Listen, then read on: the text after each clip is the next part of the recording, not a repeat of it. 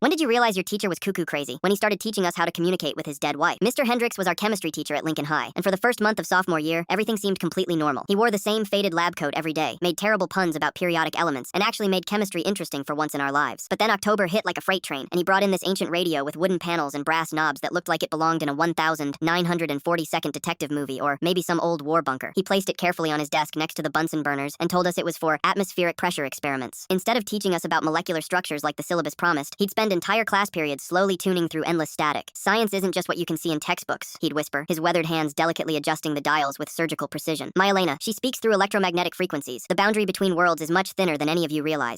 At first, we genuinely thought this was some bizarre but innovative lesson about sound waves or radio transmission theory. Mr. Hendricks had always been unconventional in his teaching methods, so we figured we'd just roll with whatever weird experiment he had planned. But then he started having full conversations with the static. Yes, Elena, I know the students need to learn, he'd say to pure white noise. You're absolutely right. They're not ready for the advanced material yet. We need to start slower. He'd write our daily assignments based entirely on what he claimed to hear through the crackling speakers. If the static got particularly loud and aggressive, we'd have extra homework and surprise pop quizzes. If the radio went completely quiet, he'd give us free periods to contemplate the profound silence of the universe. My lab partner Emily finally raised her hand during one of these increasingly strange sessions to ask when we'd actually start learning about chemical bonds and molecular structures. Mr. Hendricks got this distant, almost hurt expression across his entire face. Elena says you're not spiritually prepared for molecular theory, he replied with complete and utter sincerity. She wants you to focus on opening your third eye to scientific possibilities first. The periodic table holds secrets beyond your comprehension. That's when things escalated really quickly. He started bringing in more equipment every single day. First additional radios of different eras, a sleek 1962nd transistor radio, a chunky 1982nd boombox with dual cassette decks, even a tiny emergency radio with a hand crank that he'd turn obsessively during lectures, then old rotary phones that he'd plug into the wall and hold lengthy, emotional conversations with dial tones. He'd cry sometimes, other times laugh hysterically at whatever he thought Elena was telling him through the electronic buzzing. By November, our chemistry classroom looked like a vintage electronics museum mixed with a seance parlor. Students from other classes would peek through our door windows, pointing and whispering about the weird teacher who'd lost his mind. The breaking point came on a Tuesday afternoon when he rolled in a hospital television on a metal cart complete with bent rabbit ear antennas. He made us all hold hands in a perfect circle around a beaker of distilled water while he frantically adjusted the television channels, desperately looking for what he called Elena's preferred frequency. She's trying to show us something incredibly important about hydrogen bonding, he insisted, tears streaming down his face as snow danced chaotically across the flickering screen. Everyone needs to concentrate much harder. She's so close to breaking through the electromagnetic barrier between dimensions. Principal Lopez walked in at the exact moment Mr. Hendricks was sobbing uncontrollably at a chrome toaster he'd brought from the teacher's lounge, begging to let him keep talking to Elena. The whole class sat in stunned, uncomfortable silence as two guidance counselors gently led him away, still clutching the toaster tightly and mumbling incoherently about electromagnetic love transcending death and scientific boundaries. Later, we discovered Elena had been his beloved wife who died tragically in a car accident. He'd been having these elaborate, heartbreaking episodes at 3 different schools across 2 states. Each time, he'd start completely normal, then gradually transform chemistry class into increasingly desperate attempts to contact her spirit through random electronic devices. But here's the thing that still keeps me awake sometimes. Most of us began understanding the messages from the radios. Maybe Mr. Hendricks wasn't crazy after all.